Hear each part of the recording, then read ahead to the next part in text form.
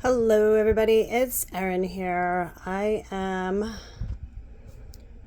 coming to you with Holiday City at Berkeley's amendments to their governing documents. This particular document was filed back in 2013, as you can see, June 20th, 2013, and it was by Gregory X. Voorhees of Leodori and Voorhees. I guess that was Paul Leodori's partner back then. It's got the book and page number at the county clerk's office, so it was definitely filed. It says how much was paid in cash, and it says what it is. It says very specifically what it is, why it was filed at the county clerk's office. Okay. I am going to skip forward, so keep the book number, page number in mind. They are all in order. A lot of pages filed on this particular day with this document. So I'm going to flip forward to, let's see, hang on one sec.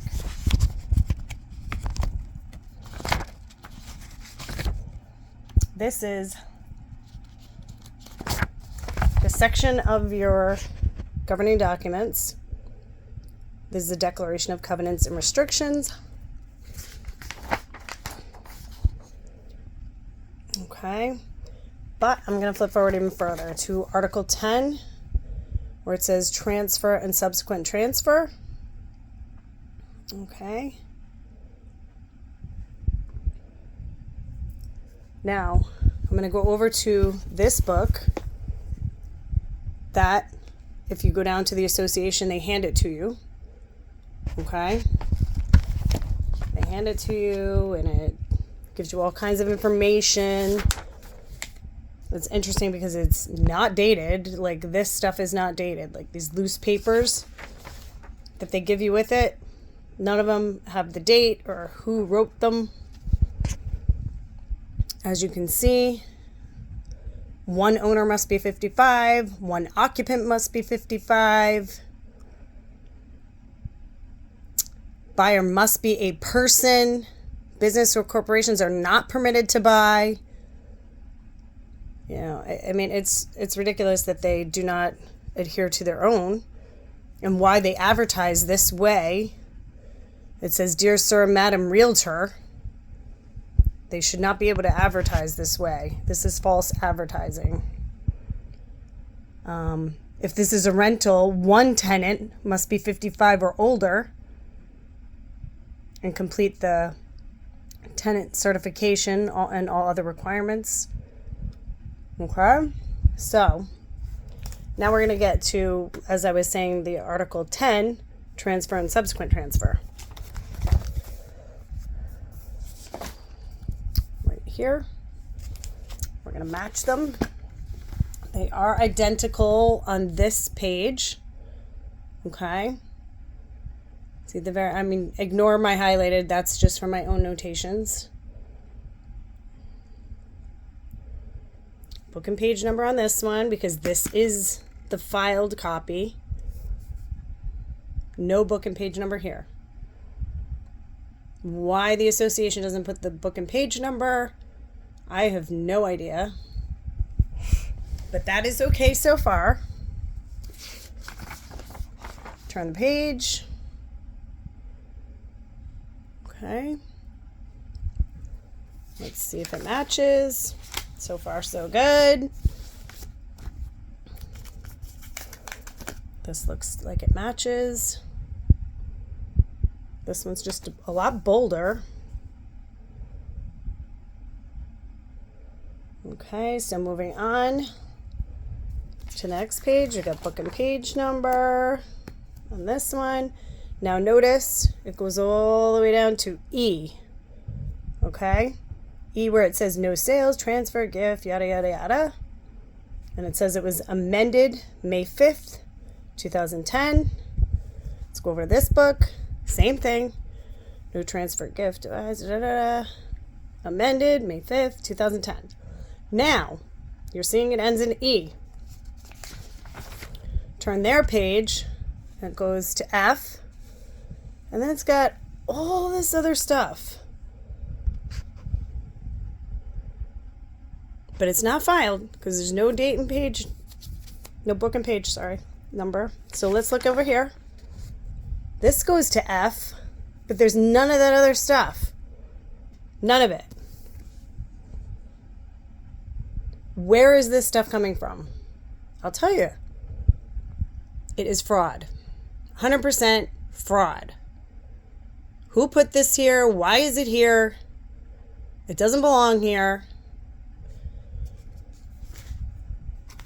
I have no idea.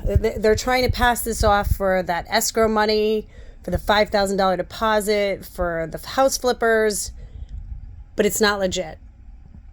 Absolutely not legit. I mean, even if you go back to this tells you right here, January 1st, 2013, okay, is when all of this was amended. All of this. So where's the most recent ones?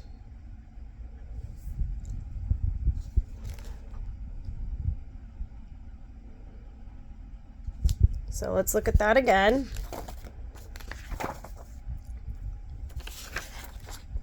You got this page. So after F, you've got G with a bunch of numbers. Here's H.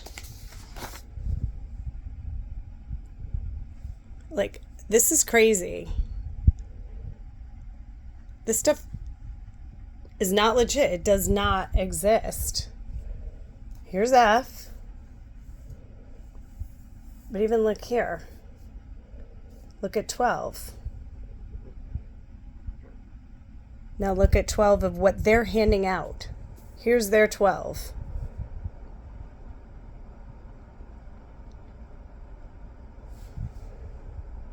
And it continues over on the next page. It's insane, you guys. This is very fraudulent.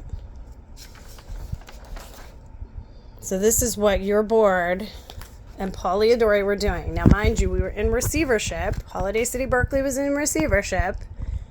And dead in the middle of all of this, okay, is this case. Now, this is the case that caused the receivership. Why is this in the middle of the filing at the county clerk's office? It's allowing Pollyadori's office to file the attached resolution. Okay, and it says, matter being open to the court by Rothstein, Mendel, Strom, and Halm, attorneys for the administrator trustee. So that was the receiver. And it says, read and considered the supporting affidavit submitted in this matter. So they're agreeing that something is supposed to be filed. Okay? But it's talking about an affidavit. It's talking about a green book. It says all of those things are supposed to be filed and attached green book as more specifically described in the affidavit. Oop, we're getting a little blurry, sorry. Submitted with the within order. Where's that affidavit? Where's the green book? I looked through all these pages. There's no green book. There's no affidavit. And why is this just slammed like in the middle of all these papers? Like they just threw this together just to get it in there.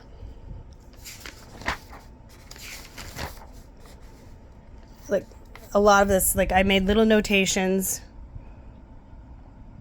These are not in the handed out bylaws. Why? Why are there certain things aren't in this book that the association hands out, but they're filed? And why is there added things in the book they hand out that isn't filed with the county clerk's office? Folks, if it's not filed with the county clerk's office, it's not legit. However, if it's filed really late at the county clerk's office, that's a problem too. And if it's filed under the wrong name. I mean, why would this be filed under the receiver case name? If it has to do with the amendments of the documents for the association, it makes no sense. So this is fraudulently done. I don't think it's legit at all. All of these are now questionable, in my opinion. If I were a judge, I'd be like, I think we need a receiver to come in again, and this needs cleaned up. Paul Iadori did something very shady, him and his law firm. This is no good. No good at all. Not